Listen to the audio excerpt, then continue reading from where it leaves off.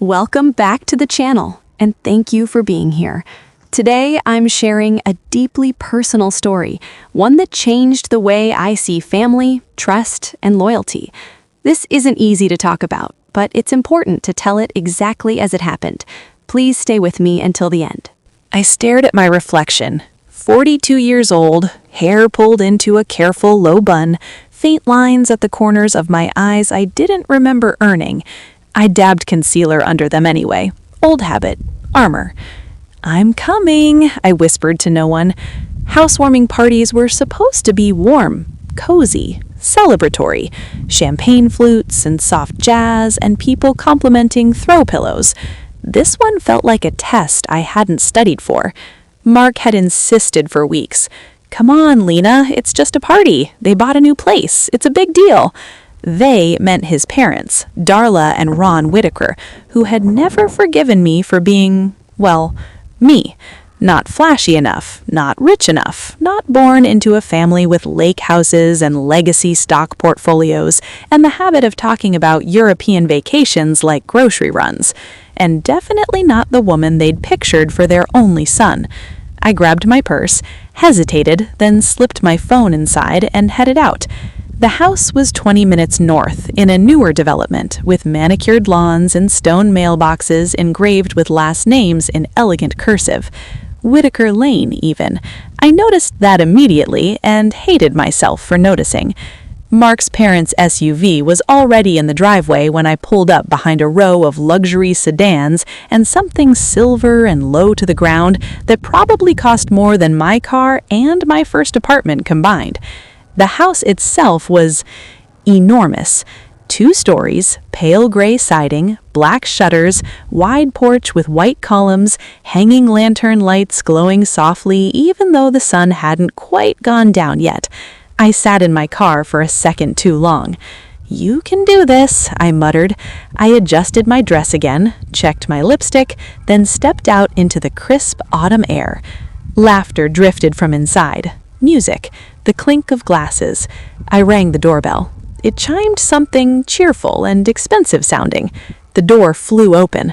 "Oh, Lena," said Darla, her smile tight and glossy, the way people smile for cameras they don't actually like. "You made it." She was wearing a cream-colored blouse and dark jeans that somehow looked designer instead of casual. Her hair was perfectly blown out, not a strand out of place. "Hi, Darla," I said. "The house is... wow." She gave a little shrug that wasn't modest at all. "Ron found it. You know him, always looking for the next thing." Her eyes flicked down, just for a second, to my shoes. Then she stepped aside. "Come in." The inside smelled like citrus cleaner and expensive candles. Vaulted ceilings, open floor plan, hardwood floors so shiny I could see my reflection. A staircase with black iron railings curved up to the second floor like it belonged in a magazine spread. People were everywhere. Men in button-downs holding whiskey glasses, women in fitted sweaters and jewelry that caught the light, a couple in the corner arguing quietly over whether the kitchen backsplash was marble or quartz. Mark spotted me near the island and lifted his hand. "Hey," he said, leaning in to kiss my cheek. "You okay?" "Yeah," I lied. Ron shook my hand next. "Lena, good to see you." His grip was firm, eyes already drifting past me towards someone else behind me, as if I were a commercial break. I smiled anyway. Darla clapped her hands. "Drinks are over there, food in the dining room. Oh, and make sure you sign the little guest book. We're keeping it for memories." A guest book. Of course they were.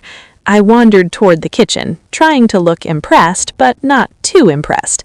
Casual, but not dismissive. The countertops were white quartz with gray veins, waterfall edges. Stainless steel appliances gleamed. A double oven big enough to roast an entire cow. "Open concept," a woman near me said to no one in particular. Her friend nodded.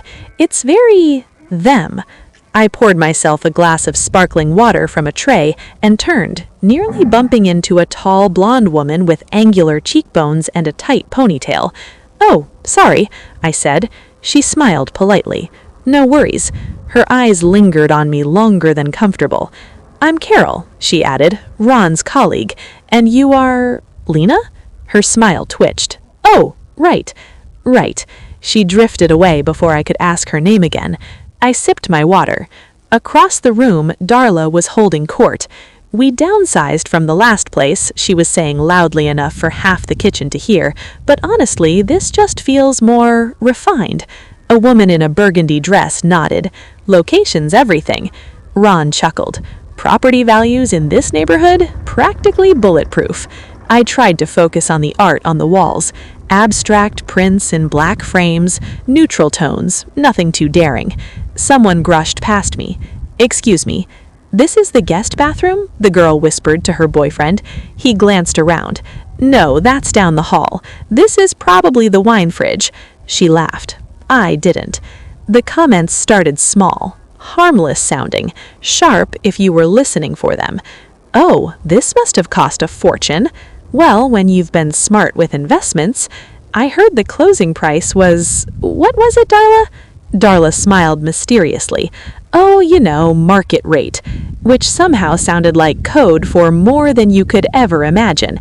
At one point, a man I didn't know, gray hair, expensive watch, turned to me. "So, Lena, what do you do again?" I'd answered this question 1,000 times. "I'm a financial analyst." "Oh," he said, blinking. "For a private firm." "Huh," he nodded slowly. "Good for you."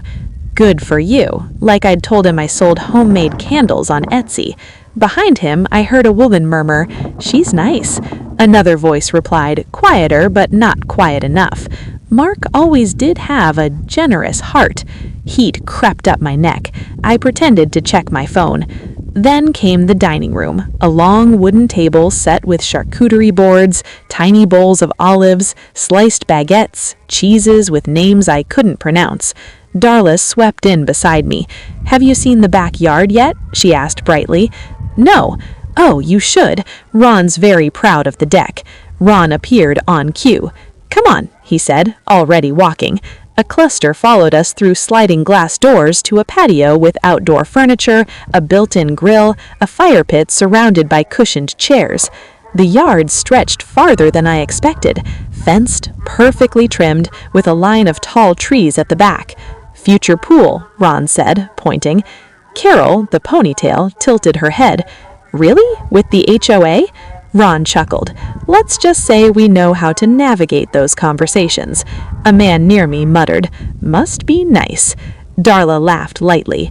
"We've worked very hard." Her gaze slid to me again. "And of course," she added, "having the right resources helps."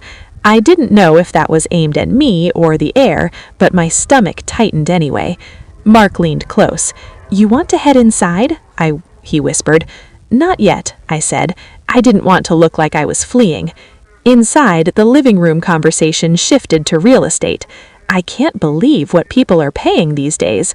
Starter homes at 7 figures? Kids these days don't stand a chance. Unless they're lucky. Ron chuckled. I felt Darla glance at me again. Then Carol spoke up. "So, Lena," she said, her tone overly pleasant, "do you and Mark own yet, or are you still renting?" There it was, the pause before renting, the polite smile, the slight tilt of her head. Mark opened his mouth. I beat him to the punch. "We rent," I said, "in the city." "Oh," Carol said, "that must be convenient." Darla sipped her wine. "Temporary, I'm sure." Another woman chimed in. "It's so hard to get ahead these days unless you've got help from family." She laughed lightly. No one contradicted her.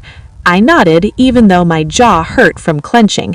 An hour in, the warmth I'd been promised never arrived. Every compliment felt sideways. Every question came with an edge. "So where did you go to school again?" "Oh, I thought you'd say Yale." "Well, this neighborhood is very exclusive." I found myself standing alone near the bookshelf, pretending to read spines of decorative hardcovers. Architectural Digest, Modern Homes of the Northeast, The Art of Minimal Living. Mark drifted over. "I think they're being weird," he murmured. "They always are," I said. He frowned. "You okay?" I nodded. I wasn't. Across the room, Darla whispered something to Carol. Carol glanced at me, then smirked into her drink. Laughter bubbled up from their corner. It wasn't loud. It was worse. quiet, private. Then Ron clinked his glass. "All right, everyone," he called out, "if I could steal your attention for a moment." People turned. Darla beamed. Ron wrapped an arm around her. "We just want to say how grateful we are to have friends and family here to celebrate this new chapter." Applause. "This house represents a lot of years of work, planning, smart decisions." More nodding. Darla squeezed his side. "And of course," Ron added, "we couldn't have done it without a little help from timing and opportunity." Laughter. Someone called, "Cheers to that!" Glasses raised. I lifted mine a second too late. Ron continued, "And hopefully someday Mark and Lena will have something like this too." A ripple of chuckles. My smile froze. "Plenty of time," Darla added sweetly, "once they figure things out." My cheeks burned. Mark stiffened. I stared at the rim of my glass. Behind me, Carol whispered loud enough for the woman beside her to hear, "It helps if you buy instead of waiting forever." The woman snorted. I swallowed. Ron lifted his glass again. I felt every eye sharpen. Ron's question didn't land loud. It landed heavy. "Lena," he repeated, clearing his throat, Did you know about the refinance we just did?" The room had already been quiet. Now it felt vacuum-sealed. I could hear the soft crackle of the fireplace outside through the open sliding doors, the faint hum of the refrigerator, someone shifting their weight near the couch. Mark looked at me like he was trying to read a foreign language on my face. Darla's fingers tightened around her stemless wineglass. Evan stood very still beside the staircase, jaw set. I took a slow breath. "Yes," I said. It came out calmer than I felt. Ron blinked. "You knew?" "I was notified," I said, "through my firm." Carol's eyebrows shot up. "Your firm?" I nodded once. "My firm manages the portfolio." Ron's mouth opened, then closed again. Darla let out a brittle laugh. "This is ridiculous. You're saying, what, you're our landlord?" The word sounded poisonous when she said it. I tilted my head slightly. "In the simplest terms." A murmur rippled again. Ron rubbed his temple. "That doesn't make any sense. We negotiated with a bank, a regional lender." "Yes, and the bank sold the note 3 weeks later." Ron froze. Mark whispered, "Lena." Evan's eyes flicked to me. I could see the question there. "Is it okay if I keep going?" I didn't answer. Ron's voice went thin. "And that note belongs to one of my entities." Darla's face went stiff. Carol set her drink down very slowly. "You're telling me," Ron said, "that when we signed those papers, you weren't signing with me directly. You were signing with the lender. The lender packaged and resold the debt." Ron stared at the floor. Someone near the couch whispered, "That's common in commercial real estate." Another voice murmured, "But still." Darla snapped her head toward them. "This is absurd," she said sharply. "Why would you hide something like that?" I looked at her. "I didn't hide anything." She scoffed. "You sat in my house. Our house." The correction slipped out before I could stop it. Darla flinched. Silence crashed back down. Ron swallowed hard. Evan shifted. My phone buzzed in my purse. Once, twice. I didn't check it. Ron forced a smile that didn't reach his eyes. "Well, this is surprising." Darla's laugh was too loud. "Yes, very funny." "I'm not joking," I said. Carol's voice cracked. "So what exactly do you control?" I hesitated. Evan didn't. The development, the HOA master agreement, the commercial strip down by the entrance, the daycare building, the coffee shop lot. A man near the bar muttered, "Jesus." Ron's shoulders sagged just a fraction. Darla's lips parted. "You own the HOA?" she whispered. "I don't run it, but yes, my company created it." Darla looked like she might faint. Mark finally found his voice. "Lena, why didn't you tell me?" I turned to him. "Because it wasn't relevant to our relationship." His brow furrowed. My parents? I didn't invest in the property because of your parents, I said quietly. They bought years later. Ron exhaled sharply through his nose. This is unbelievable. Evan crossed his arms. You've spent the last hour talking about how lucky you are. Darla snapped. Excuse me? He didn't flinch, and making comments about my mom. A ripple of discomfort moved through the room. Carol stared at the floor. Darla's face flushed. We were making conversation. Evan shook his head. You were mocking her. My chest tightened. Evan. No, he said, still not looking at me. You let them. Darla's jaw tightened. This is a family matter. Evan finally looked at her. Then maybe don't turn it into entertainment. Ron held up his hands. All right, let's slow down. But the room was already on fire. A woman near the fireplace whispered, I knew there was something about her. Someone else murmured, she didn't look flashy enough. I felt my stomach twist. Ron turned back to me. So, what does this mean? The question came out loaded. I raised my eyebrows. It means nothing. Darla blinked. Nothing? You make your payments, you live here. I don't interfere with homeowners. Ron let out a shaky breath. But technically, yes. Carol whispered, she could foreclose? My head snapped toward her. No, I said flatly. That's not how this works. But the damage was done. Darla clutched Ron's arm. You wouldn't, she whispered, not quietly enough. I stared at her. Why would I? She swallowed. Ron cleared his throat again. I think everyone could use another drink. No one moved. Evan slipped closer to me. You okay? I nodded. I wasn't. Darla set her glass down with a sharp clink. So, you just watched us tonight? The accusation hung there. I met her gaze. I came because you invited me.